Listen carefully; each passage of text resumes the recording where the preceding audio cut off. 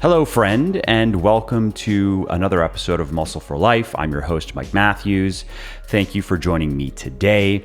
And if this is not your first time here, if you like my podcast, take a moment and please subscribe to it in whatever app you are listening in, because then you will not miss any future episodes. They will be queued up for you.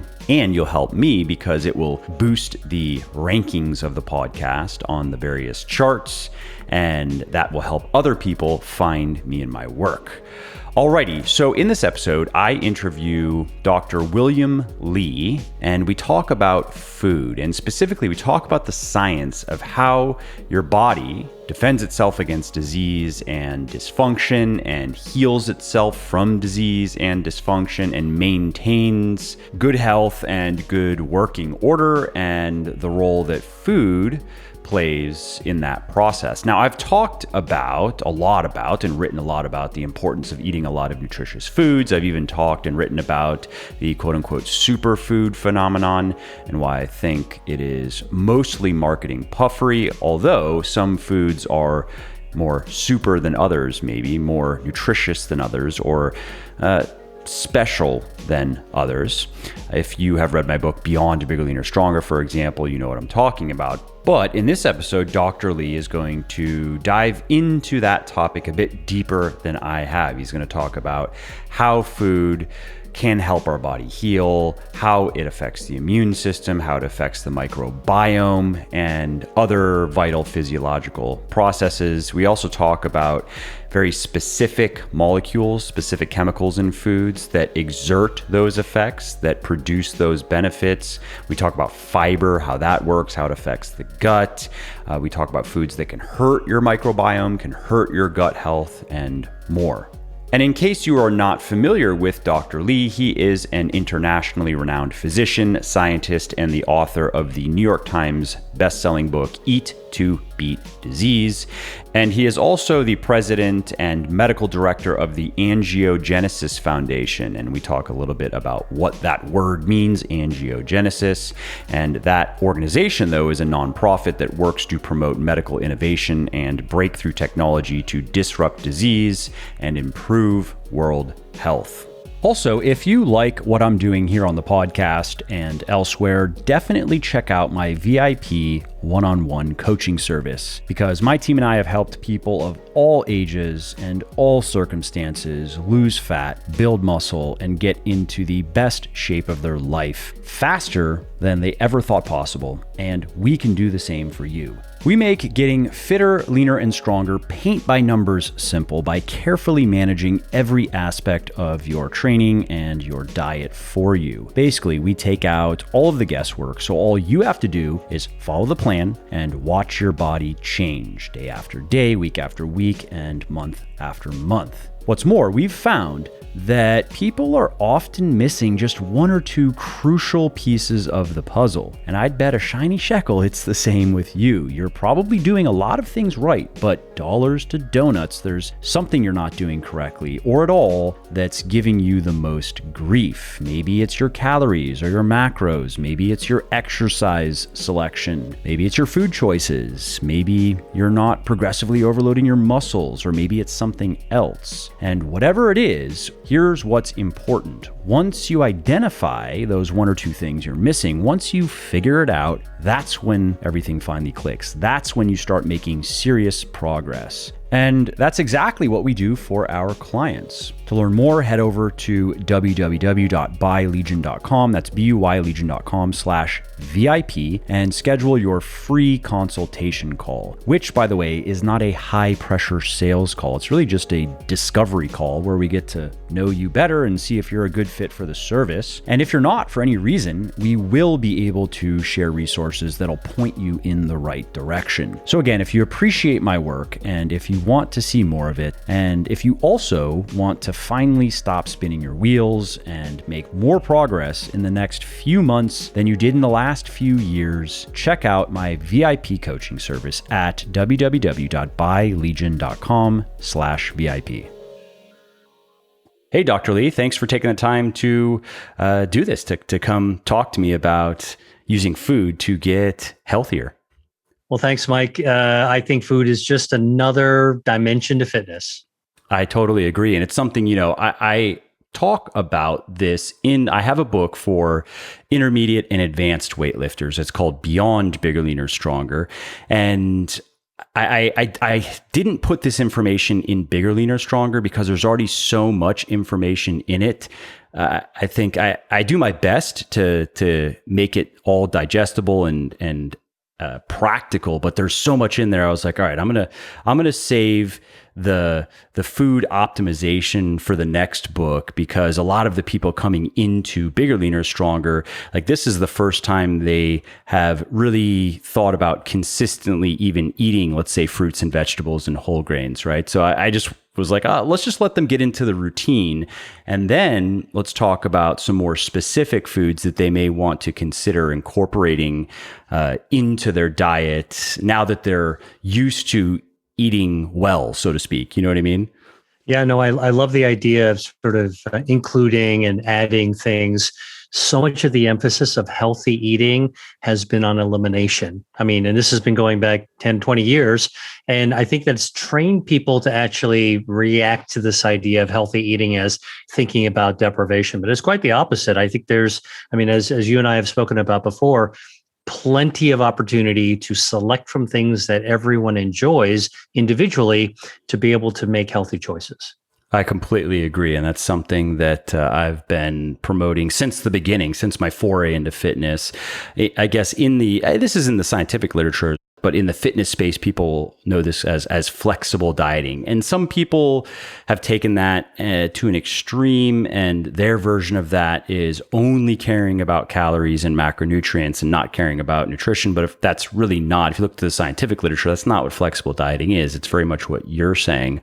And before we get to foods in particular, I wanted to hear from you, and I think people listening would be interested to hear a bit of the science of how the body heals itself. When I was on your Instagram page, you had commented that superfoods, there's no individual food that is the heal-all. There are no magic bullet foods, but the body is super in many different ways, and especially in its ability to heal itself and to stay strong and resilient. What are some of the physiological systems that allow for that to happen, or that make those things happen? Yeah, well, this all comes from my own background. I'm a physician. I'm a medical doctor. I study internal medicine. I'm also a research scientist, and I'm a vascular biologist, which means that I study blood vessels, which form our circulation, which feeds all of our cells and tissues. And of course, I wrote a book. I'm an author. I wrote Eat to Beat Disease, which really talks about the science of food as medicine. And my worlds all converged because I spent the first part of my career actually helping to foster the development of new biotechnologies using medicines and using new cutting edge science to be able to bring breakthrough treatments for diseases like cancer or diabetes or even vision loss. If you can imagine, there are treatments now for blindness that weren't available before, that were untreatable causes of vision loss. And now not only can you halt vision loss in its tracks, about 10 to 20% of people, you can actually even reverse vision loss. So we can do things with medicines that we could never dream of before. And that includes, treating cancer and healing wounds with diabetes. And that was really the first part of my career. And something I noticed as a medical doctor is that my patients would always ask me at the end of a visit, "Hey, doc, what could I be doing for myself?" I mean, of course, I've given them diagnoses and written them prescriptions. And I realized that I was never taught what to eat, what people should eat in medical school. And I thought that was just wrong. In fact, I was stunned to realize that I had so many other answers to people's questions, but not that one. And so I went back, and it took me, about 10 years to do this. And I went back and said, what can I do as a scientist to study what foods can actually do to help the body? An interesting kind of dimension of my story is that, I for a while, I actually was treating patients at the Veterans Administration. So this is the nation's veterans all being taken care of. Most of them were former active duty people. And and the people that I were seeing in their 50s and 60s and older were terribly out of shape. They had obesity and lots of chronic diseases. And the thing that struck me when they asked me these questions about what they should eat was I realized that all the veterans, when they were in their 20s, were cut, fit, buff specimens. They couldn't even serve unless they were in perfect fitness, right? And so it made me ask the question, whatever happened to them? Why didn't their bodies help them maintain fitness throughout their life? And that's what also made me realize that there was an opportunity to study what food does in the body, but to use my background with drug development. So when I study food as medicine, I literally use the same kind of thinking that have been used to develop cancer drugs to say, how do we activate the body's own physiological systems? What foods, like when you hear about, the so-called superfoods, there's only one food and you just eat it and close your eyes and it's going to create miracles for you. That's not so. You could never do that with medicines. In fact, the serious nature of drug development is that, you need to understand how the body works. You need to kind of use science to figure out what you could do to, trigger something beneficial in the body. And then it takes a decade to come up with it, if you're lucky in biotechnology. But what was so amazing when I studied food in the same systems that we use to do drug development is that we found foods that had the same or even better activity than a lot of drugs. And food doesn't need to wait. I always say that food has immediacy, something that, we talk about now that your listeners actually hear about, they can put to work right away. They don't need to wait. Yeah, that's exactly, again, what I talk about in this Beyond Bigger, Leaner, Stronger book is, hey, if you're already used to now eating nutritious foods, here are some specific ones you should consider including. And so what are some of your favorites that you think that people listening should consider eating? And I'm assuming this would be a daily thing or just on a regular basis. Yeah, so I get asked this question all the time, like, what 5 foods should I eat? Or, what's the one single food I should eat? And I think that has to do with the human nature of wanting to be reductionist, right? Like, just give me the magic bullet, give me the silver bullet. Tell me the one thing I need to do. The Pareto principle, right? Just what's the 20% that's going to give me 80%? I'll just ignore the rest.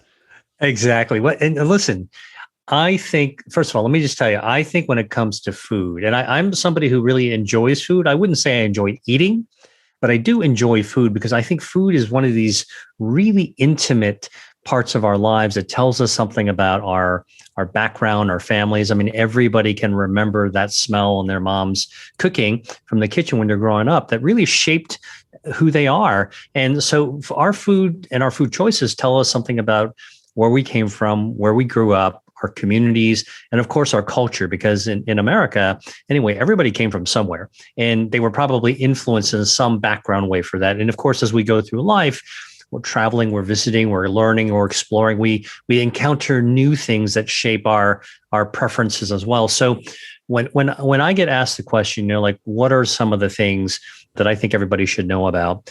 I first understand how your body works. And what health and fitness means. Our body is hardwired to keep us fit, and our body is hardwired to keep us healthy. In other words, when we're born, there's machinery inside us that repels disease and helps us stay in fitness.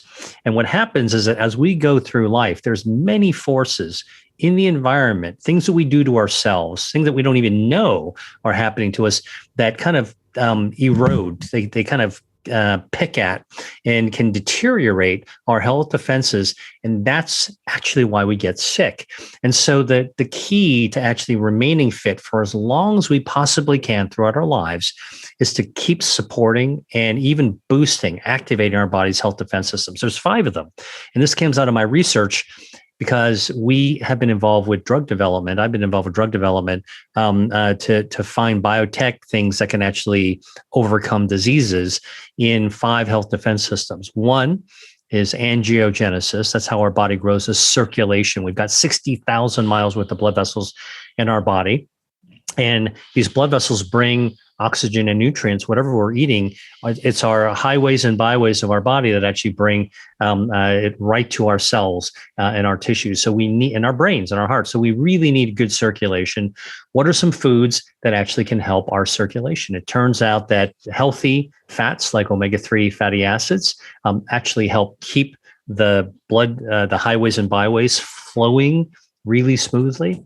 It turns out that there are natural chemicals in fruits. I know that you're somebody who believes in eating, regular portions of fruits on a daily basis. The peel of fruits contains a natural chemical called ursolic acid. And, I don't think your listeners need to memorize what the particular chemicals are, but I can tell you, leave it to the researchers like me. We've looked at ursolic acid, and it helps our body develop more blood vessels to keep feeding our healthy organs. Now, the other part of our circulation, as just one example, is actually our body knows how to prevent too many blood vessels from growing. Because just like your lawn, if you have too much grass growing, you can't play a game on it, right? So you want to bring the gardeners in or lawnmower, and you want to mow that lawn down. And so our body knows how to mow down our circulation. So it's got just the right amount, not too many, not too few. I call it the Goldilocks zone. And some of the, like the not too hot, not too cold for the bears, and some of the foods that can actually help our body prune away extra blood vessels, the unneeded extra blood vessels. Green tea can do it. Pomegranates can actually do it. There's a natural chemical in peaches. It's the summertime. I love peaches. Chlorogenic acid that's found in the meat of the fruit of a ripe peach. That's delicious. Olive oil has some of it. Allium, like garlic, and red onions have a lot of it as well. But even carrots, most people eat the orange part, the tap root that's under the ground. When you go to a farmer's market and you buy a whole carrot, you usually buy it with this big bushy green top on it. It looks like the tail of a Maine Coon cat. And it turns out that when we compared the carrot bottom with the carrot top, the carrot bottom actually has blood vessel pruning properties, which, by the way, are good for starving cancers. Cancers can't grow without a blood supply. So carrots can actually help cut off the blood supply to little microscopic cancers that might be trying to grow. And then the top part, which most people don't eat, but I've learned to eat because you can make pesto out of it. You can actually juice it, and you can put it into a smoothie. There's all kinds of things you can make it into, put it into a salad. Carrot tops actually have twice the amount of blood vessel, cancer starving, extra pruning power. And so this is just one of the 5 health defense systems, and some of the foods that can actually help us achieve balance. That's really an important property. Yeah, that's fantastic. I didn't know about that. The carrot top. I'm going to stop throwing them away.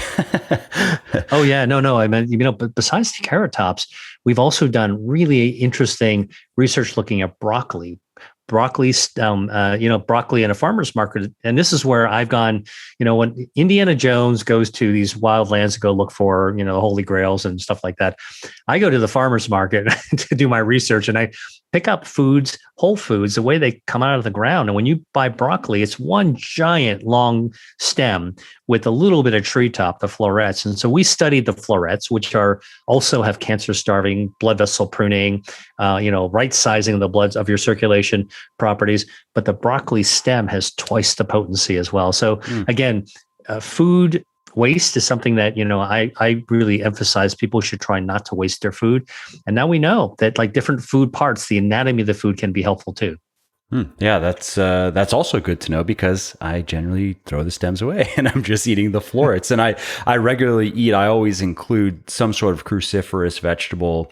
And that's something I talk about in this book I've been mentioning as one of the quote unquote superfoods I think everybody should try to eat regularly. And I'll usually rotate between broccoli, cauliflower, and Brussels sprouts. Those are I'll just eat one regularly in different ways until I feel like switching to the next. But I'm going to make a little mental note to do something and cut up the stem and eat that too. Why not? Yeah. And you want to know a little kind of performance tip with those cruciferous vegetables that you just mentioned. So I'm a scientist, so I think about the details, and the details are the chemicals that Mother Nature has created her own pharmacy, not with a PH, but with an M. So, all these natural chemicals that are found in our plants, which, by the way, most of those natural chemicals, which are healthy for our body, were also helpful for the plant when they're growing. Mostly, many times, it's actually as a natural insecticide to prevent bugs from eating the plant and chewing it. So it's got a defense role to begin with. And when humans started to eat plant-based foods, those natural Mother Nature's pharmacy had another job description, which is to interact with our human cells. So those cruciferous vegetables that you're talking about, they belong to a class of natural chemicals called ITCs, like India, Thomas, Charlie. And ITCs are isothiocyanates. Again, your listeners don't need to remember all the details on this, but here's the key thing. Isothiocyanates are found inside plant cells. So humans have cells, but plants have cells as well. When we eat the plant, we chew them, and it's chewing that releases those natural chemicals, isothiocyanates. So the more you chew your broccoli, Brussels sprouts, the more you chew that. It's like what our mom said, like, don't just wolf your food down, chew it. And you'll chew it if you actually prepare it in ways that are really tasty. So food should be tasty. Then you're chewing it, you're actually breaking down those cell walls and releasing the natural chemicals. So you're not just flushing it through your system, you're absorbing it in your gut. That's a great tip. I even go as far as chopping up my garlic and then leaving it sit for 10 to 15 minutes or so before cooking it, just to preserve some of the allicin. I'm sure you're familiar with that. That I thought it's interesting that there's actually research on that point in particular, that if you eat your garlic raw or if you are going to cook it, let it sit for 10 or 15 minutes before, and it's even more nutritious, so to speak. Yeah, when we break our foods down, right? So you got to understand, like, humans actually are pretty smart in many ways. And so when we begin, quote, preparing our food, whether it's instinctively or we learned over trial and error, cutting, chopping, mixing, allowing food to rest, all those kinds of techniques that you just described, like cutting the garlic and letting it rest for a little bit, it actually helps the food prepare itself a little bit better. So I think that, we have this instinctive way, everybody talks about inventing new foods, right? And there's all these kinds of new, engineered foods that are out there, like, the plant-based meats, et cetera. Yep. I actually think that it's really worthwhile going back and looking at some of those old ways of doing things. Now, obviously, not with a lot of butter and a lot of unhealthy things. I think we can put today's filter and remove a lot of this, but a lot of old techniques like chopping and sitting, marinating, fermenting, those all turn out to actually be activating our health defense systems. Interesting. Yeah, that's something I have not looked very much into. I've heard these things, but I haven't. I wouldn't be able to describe it nearly as expertly as you would. Can you talk to us about the microbiome? You mentioned this in the IG Live, and it's something that I've written and spoken a bit about, and it's something that is getting a lot more attention these days.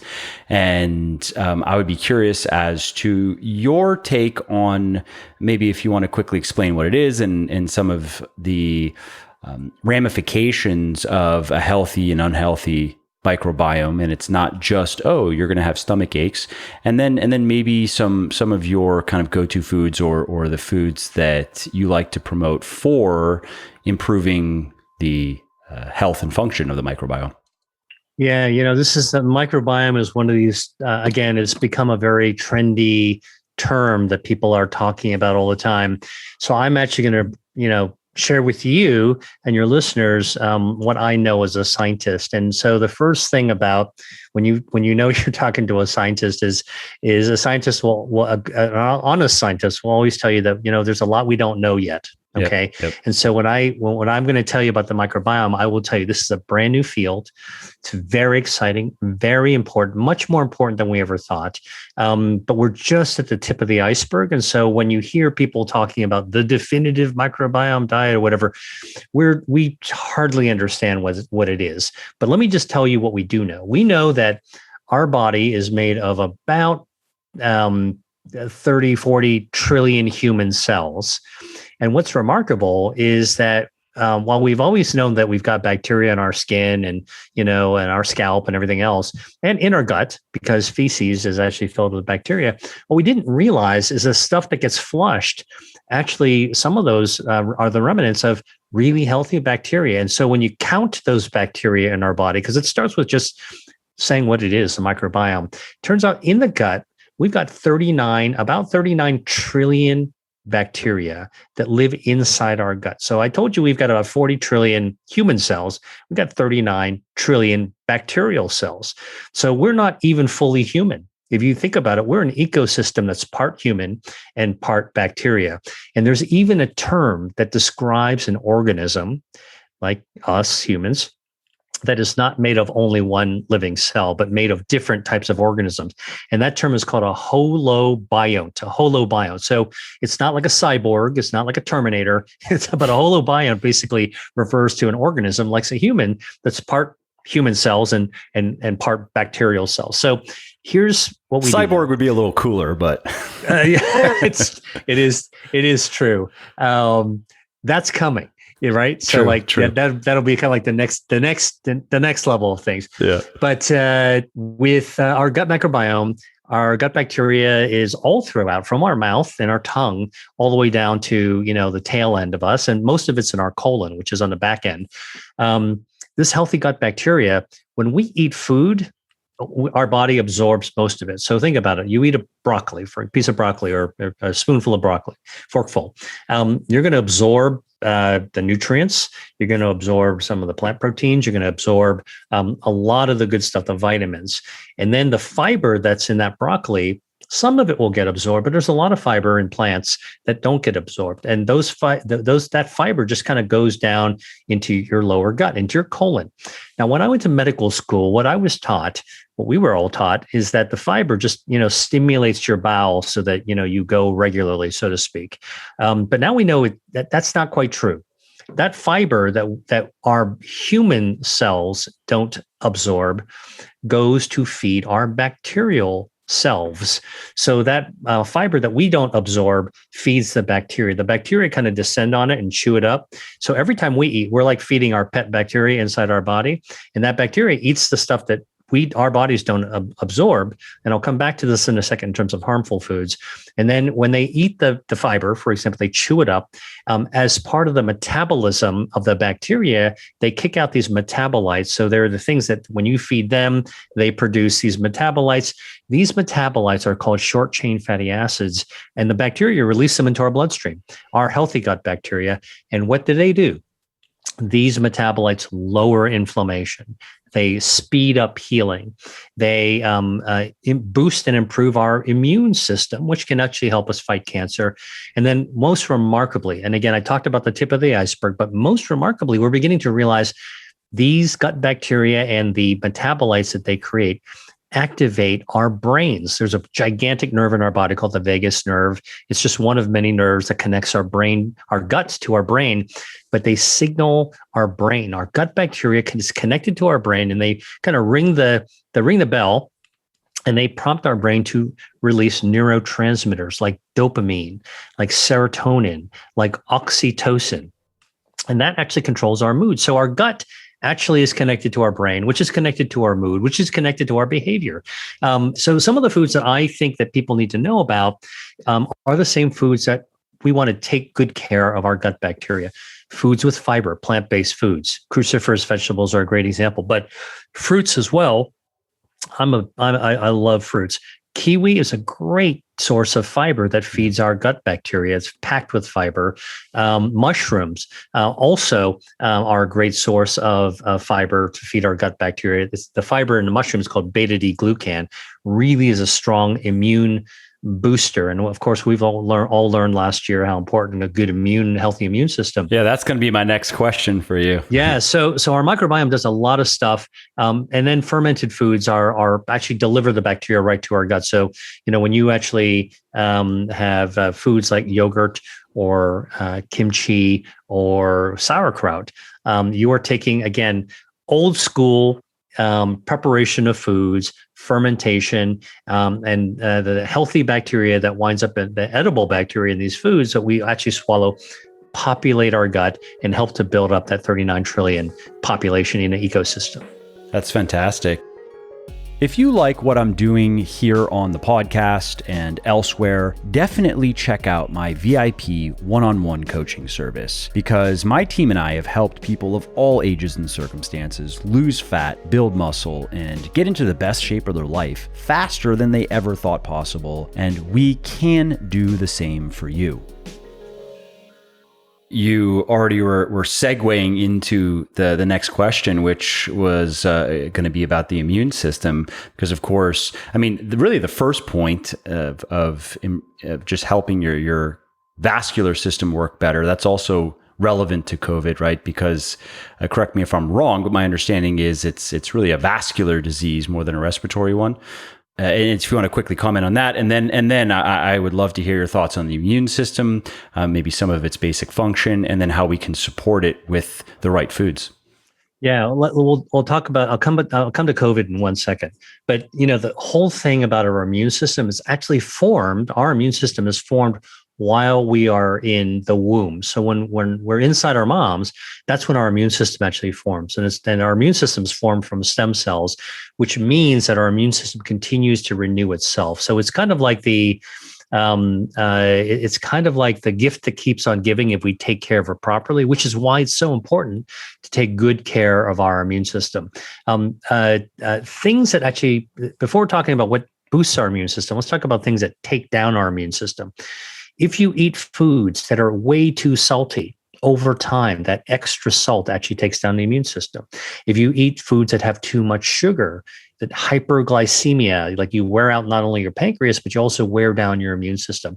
And so too, if you eat foods that are have too much saturated fat, people who are in that so-called, excess Western diet where you're eating, the gigantic 2-inch or 3-inch T-bone steaks all the time. Yep. Those things take down your immune system as well. That's still a thing among paleo. And, paleo has now kind of branched off into different subsets, but many forms of I don't even like to call it the paleo diet because that's how people know it. But as you probably know, it's based on pseudo history and a lot of pseudoscience. It's an okay. Some of the variations are an okay way to eat because they would basically come down to eating a lot of the stuff you're talking about. There would be some strange restrictions like, but no potatoes or no sweet potatoes, no oatmeal, stuff like that, which is unnecessary. But you have these days also a lot of people following the carnivore diet, which I'm sure you're familiar with, where you just eat a bunch of meat and it's usually a lot of fatty, tasty meat. And that's also a diet that I do not recommend. But a lot of people are doing it right now. Yeah, well, listen, there's a lot of these fads and trends that are all based on what I call kind of good intentions, right? People that really want to find better ways. And so I never sort of criticize the intent. But what winds up happening is, there are scientific principles that either hold up or don't hold up. And our body is still a mystery that we're kind of peeling the layers of the onion back and to figure out. So what we do know is that lots of red meat, saturated fats, high salt diets, high hyperglycemic diets. It doesn't mean sugar or salt's bad for you. It just means that too much of anything knocks you out of balance and actually can take down your immune system. But other things that we do also take down our immunity, like sedentary lifestyle. If you're not active, if you're not physically active, if you're not exercising in some way, shape, or form regularly, your immune system's down. And so I think that the idea of immunity is something we're born with. We carry it with us. It's up to us to take good care of it and keep it in good shape, just like our muscles.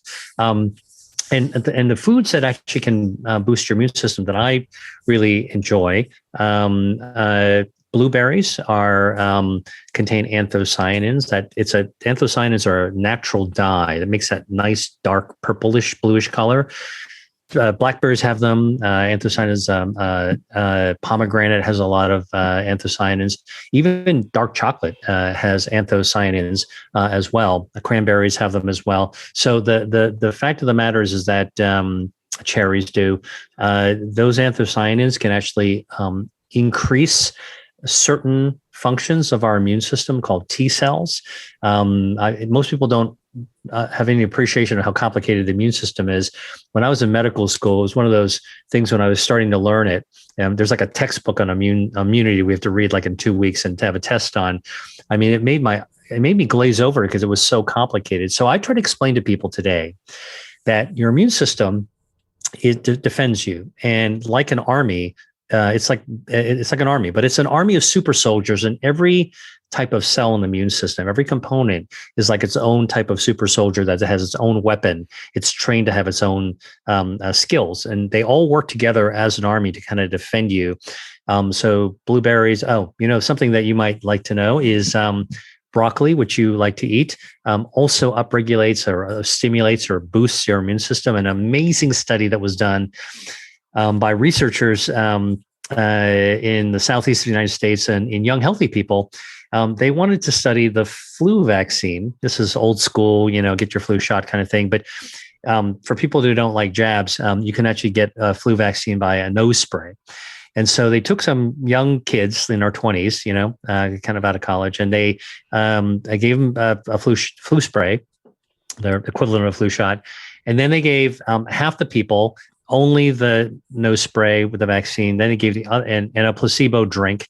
And the other half, they actually gave the nose spray with the vaccine, the flu vaccine, but they gave them 2 cups every single day of a shake made with broccoli sprouts. So I'm not talking about raw food. I'm just talking about broccoli sprouts that you can find in a grocery store. And because you don't have to do anything special with them, they just put them into and made them into a smoothie. And it turns out that these isothiocyanates that we talked about that boost your immune system, what they found in these young people just getting a flu vaccine, and compared to the placebos, that those who had the vaccine plus broccoli sprout shake had an amplification of their immune response against the flu by 22 times. Wow. It's really amazing. So this is a human study, super practical food, and a great way to actually boost your immune system. Yeah, that's awesome. And, mentioning a couple of the foods that brings the immune system down made me think, are there foods that you would say, yep, these are not good for the microbiome? Things that, again, the point, of course, like you said, is to not completely avoid them. You don't have to completely avoid the fatty steak. You just probably don't want to eat 16 ounces of it every day.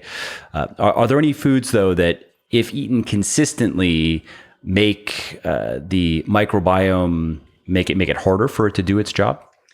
Yeah. Well, so first of all, and I think you'd agree with me on this. If we all spend most of our time, let's just call it 80% of our time, taking good care of our health defenses, we can afford, our shields are up. We can afford to take a few hits and we'll bounce right back. Right. Yep. And so really the whole idea is to practice good, healthy lifestyle habits, including a good, healthy diet most of the time.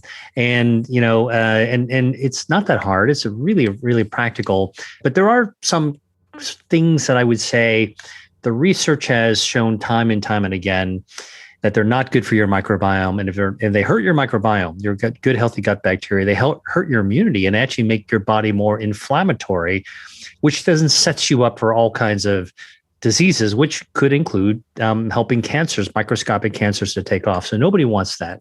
So what are some of these foods that science has shown is not good for you, not good for your microbiome, and therefore not good for your immune system? Well, first of all, heavy duty alcohol, like if you are heavy drinking, is bad for almost every aspect of your body, including your microbiome and including your immune system. I don't think that needs to be said, but other things that people tend to kind of not appreciate as much is that processed meats. Okay. These are they're packed with preservatives or packed with all kinds of chemical preservatives. And I'm not talking about the kind that they, hang up to dry in Italy, which people don't eat that often, even in Italy, but the stuff that, like the lunch meat stuff that's going on that, that you see in every deli counter that gets sliced up and put into a sandwich every single day from the time you're a kid. Those preserved meats and those chemicals actually really injure your microbiome. Your gut bacteria, they like to eat the fiber and they like to eat other things. They're pretty adaptable, but like preserved meats, they don't like. It really changes the ecosystem from good towards bad. The other thing that actually is harmful to the microbiome that's been shown now by research is artificial sweeteners. So I don't drink soda, sort of as a general rule, and I've never drank diet soda, but I know they're really popular. And so I try to tell, friends and family members who, I'm watching them pick up a can of diet soda and swigging it down on a hot day. I'm just saying, listen, it's important to get hydrated, but did you know that the artificial sweeteners in a lot of these diet sodas actually harm your microbiome? And because your microbiome actually helps you regulate your insulin and your glucose sensitivity, even though you're having a diet soda to avoid that extra, quote, calories that could make you fat, so to speak, the reality is you're harming your microbiome. People who drink a lot of diet soda actually gain weight because you're messing up your microbiome. And it also influences your immune system. And then the final thing is really that's been now studied that harms your microbiome and hence your immune system is if you are on a staple diet of ultra processed foods. So there, people talk about ultra processed foods all the time. It's really hard to define it.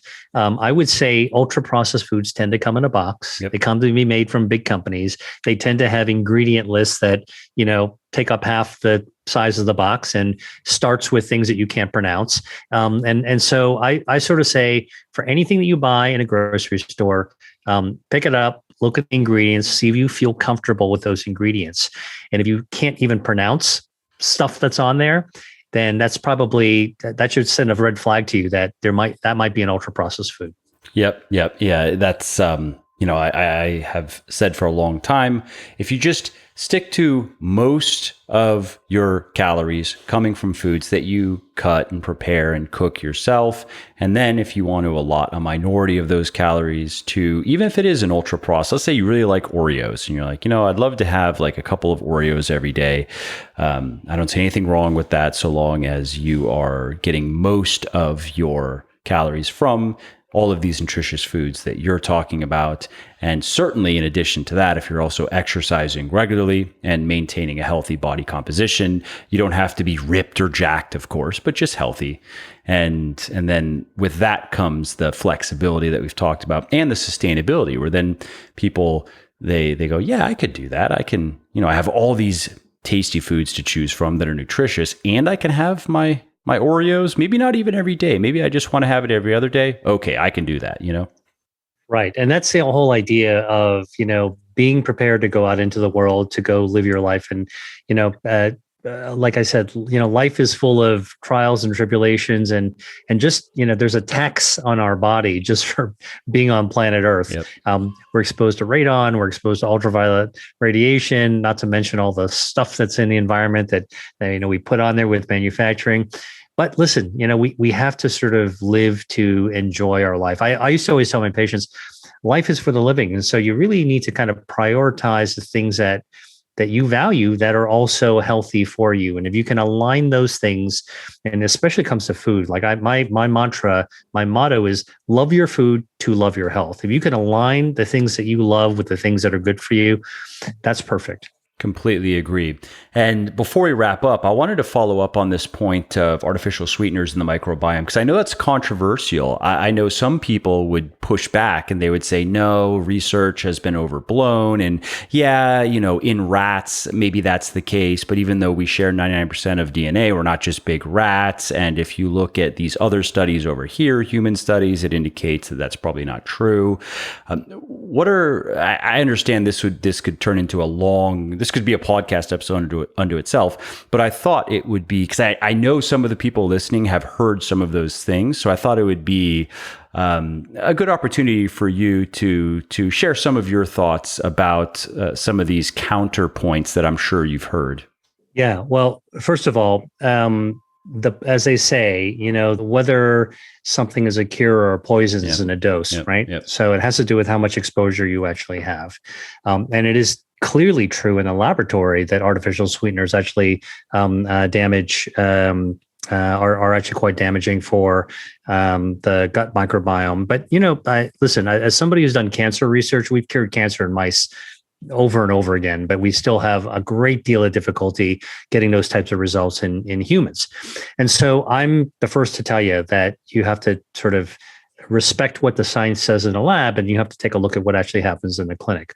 Well, it turns out that when it comes to food, part of the controversy that occurs is at the moment that something comes out about that's bad about a certain food that is easily available. What happens is that the companies that make those foods fund research that's biased, that actually comes to the opposite conclusion.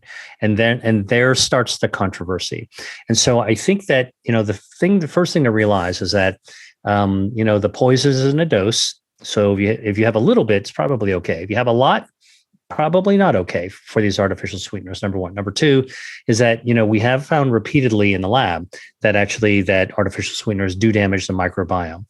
And if that's, if that's a risk that you're willing to take, whether it holds out in humans, then that's up to you. It's we're free to make our own choices. But it turns out also that there are human studies that are randomized, double-blind, crossover clinical trials that have been done, published, not so long ago, looking at non-nutritive artificial sweeteners to take a look at their effects on the gut microbiome in humans. And they looked at the feces, they looked at the stool, and they found that there were changes that were not favorable in people that were actually have these non-nutritive sweeteners as well. So again, I mentioned to you about the microbiome. We're just at the tip of the iceberg, and there's nothing really definitive about anything about the microbiome. We just need more research on it.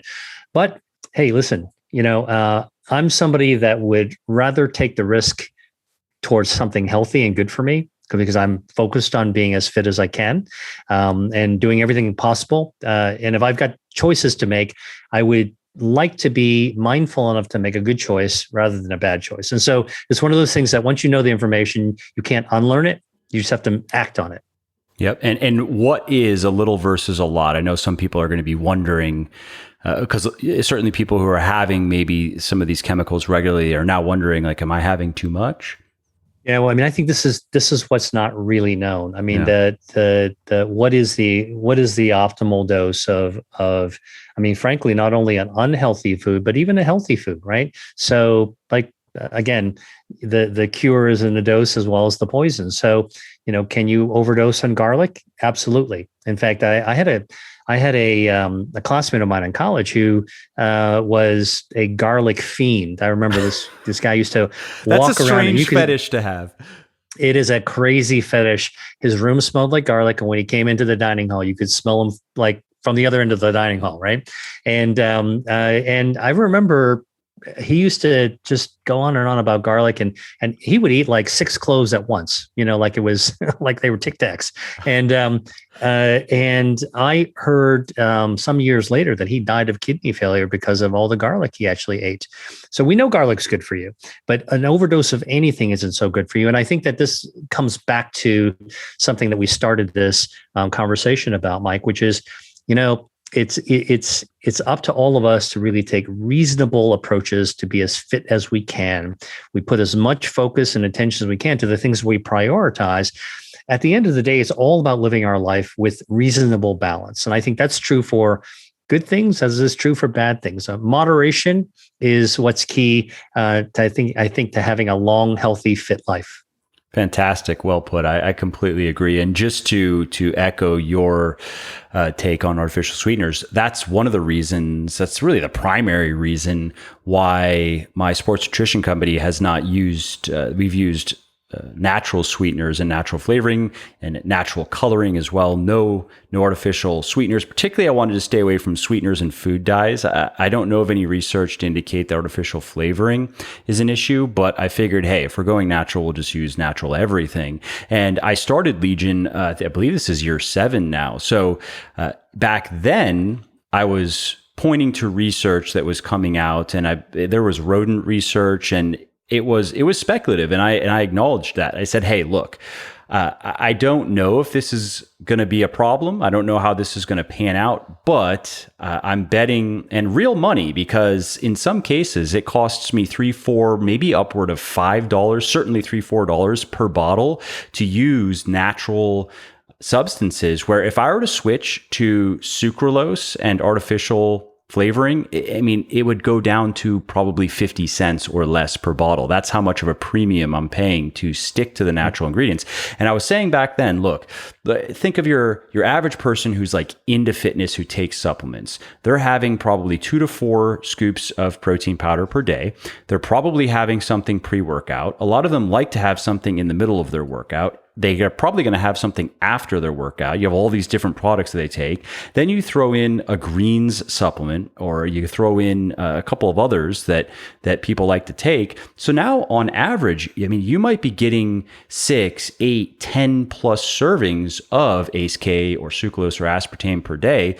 And back then I was saying, I'll bet you when the research, if we fast forward, I was saying 5, 10, 15 years from now, there's going to be more and more evidence that that's probably not a good idea for your gut health. And then that, of course, has other ramifications. And so I was saying then, and I have the same type of philosophy as you do, I don't see the need to take that risk with my body. And I with supplements, I was not taking supplements that were, maybe I would have, I think, a little pre-workout I was taking, which I would take like half of a serving, one, not even every day, was artificially sweetened. And I wasn't concerned about that, but I would not want to have that much artificial sweetener and certainly not food dyes on a regular basis for myself. So why would I put it in products and sell it to others? Like, that would be completely unethical.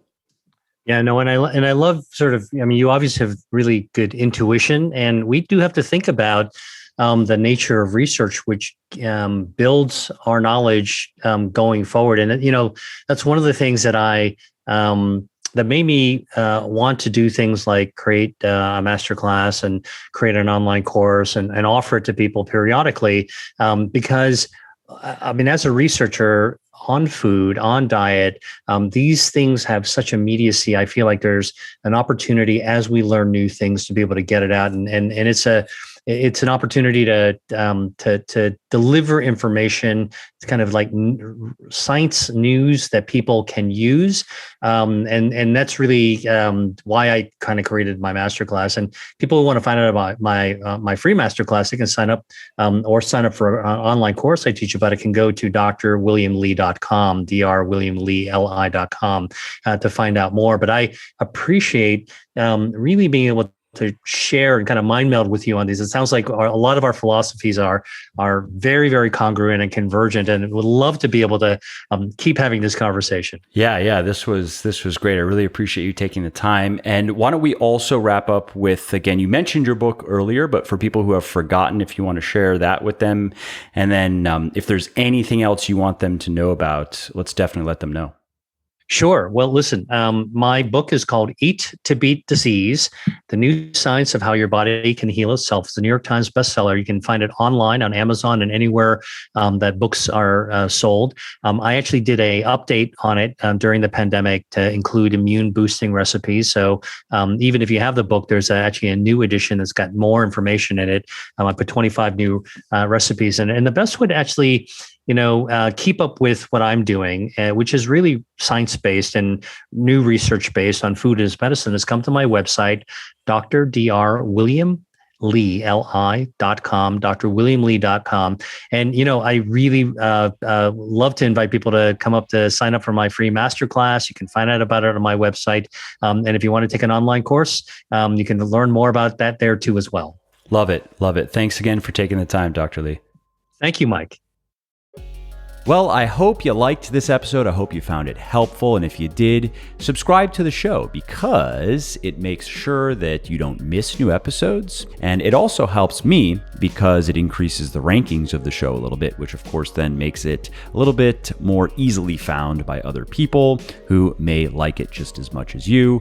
And if you didn't like something about this episode or about the show in general, or if you have ideas or suggestions or just feedback to share, shoot me me an email, mike@muscleforlife.com, muscleforlife.com, and let me know what I could do better, or just what your thoughts are about maybe what you'd like to see me do in the future. I read everything myself. I'm always looking for new ideas and constructive feedback. So thanks again for listening to this episode, and I hope to hear from you soon.